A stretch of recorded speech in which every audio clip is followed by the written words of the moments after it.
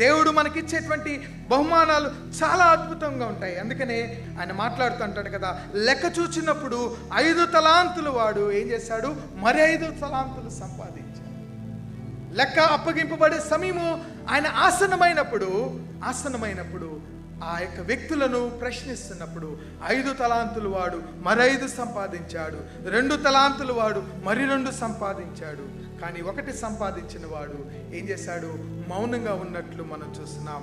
వారిని గూర్చి ప్రభు అన్న మాట ఏంటంటే, బలా నమ్మకమైన మంచి దాసుడా, నీవు ఈ కొంచెములో నమ్మకముగా ఉంటివి కనుక నిన్ను అనేకమైన వాటి మీద నేను నియమించదను, నీ యజమాని సంతోషములో పాలు పొందుమని అతనితో చెప్పినట్లుగా వాక్య భాగంలో మనం చూస్తుంటున్నాం. ఎంత గొప్ప రివార్డు తెలుసా ప్రియమైన బిడ్డలారా, నీవు యజమాని విందులో నీవేం చేయదువు, పాల్గొందువని దేవుని యొక్క వాక్యము మనకు జ్ఞాపకం చేయబడుతుంది.